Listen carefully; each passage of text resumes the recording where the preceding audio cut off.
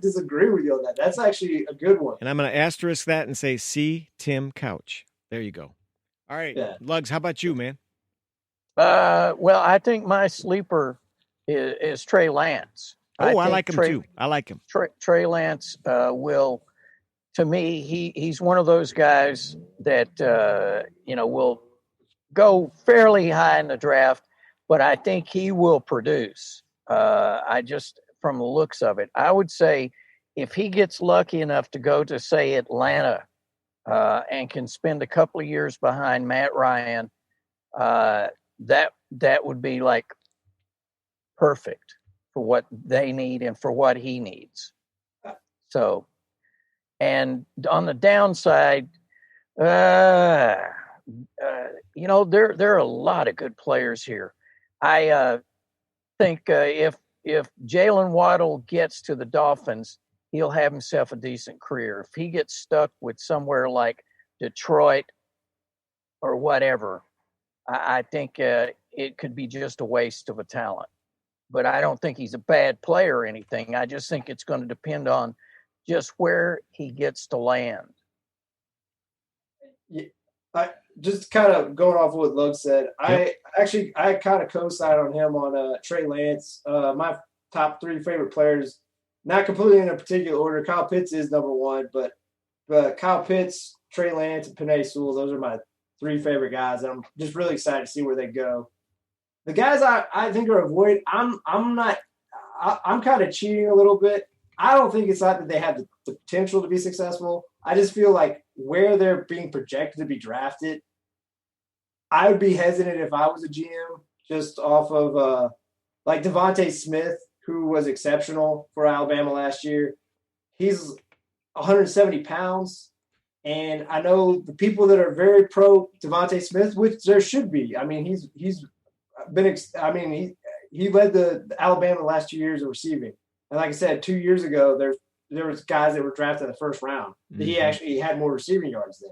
So it's not that he's not talented, but you just look at his frame and be like, oh, he's the next Marvin Harrison.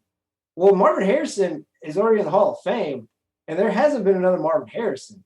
So to like pencil someone in to be the next Marvin Harrison is like, that is a dangerous thing. Yep. And the other two guys are for similar issues, not the same reason. Caleb Farley, cornerback. There's a lot of people that feel he might be the best corner in the draft, just in pure ability.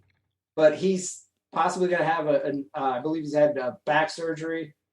That's not good.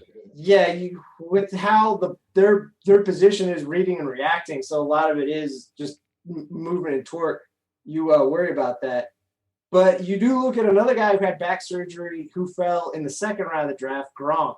Obviously, that worked out for New England. So I'm not saying it won't work out. I just feel, again, if you're taking him in the top 15, like, man, you're going to be sweating for 10 years about that. And then last guy similar to that is Jalen Phillips, who's possibly the best edge rusher out of the University of Miami.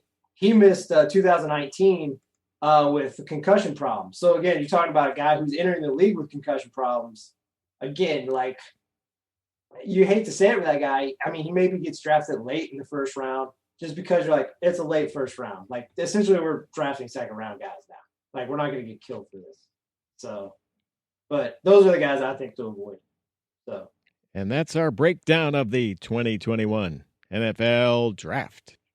I just wanted to wish Alex Smith well in retirement. I sort of beat up on him for having mechanical legs, but for him to come back from being in a wheelchair 2 years ago to actually play in the NFL is absolutely amazing. You are right. Good luck to Alex Smith. But we'll miss you talking about those legs. But maybe we can get that worked in somewhere else. Yeah. Similarly, I want to say happy trails to LaMarcus Aldridge, who also is retiring out of the NBA due to irregular heartbeat. Right, I just saw that. Was a excellent player for the Trailblazers, and one of many things I was wrong about when they traded him away. I was like, oh, they're gonna rue the day they let LaMarcus Aldridge go. And again, it's not LaMarcus Aldridge is good. It's Damian Lillard is this a superstar? So like, it didn't really matter. But just hopefully, he gets his life right and his family right, and he's a 7-time All-Star. Like, he has nothing to regret in his career. So just thanks for playing the game. As Bob Hope used to say, thanks for the memories. That's right. This has been Sports and Other Stuff, sponsored in part by Rudy's Furniture Mart. After decades of selling quality furniture and bedding, Rudy's must liquidate to the bare walls. Everything must go from the rugs on the floor to the pictures on the wall. At Rudy's, we no say no. Stop in there and ask for fish. Yeah. And this week our specialty is surround sound. We'll give you the boom, the highs, the lows, the mid-range, everything you need. It's a special. Is that going to be on my Marantz receiver, maybe? Marantz techniques, whichever one you still have. Maybe even Gerard. Maybe Mac before it was Macintosh, right? All right, this is Sports and Other Stuff. First in sound, first in service, first in sports. See you next time.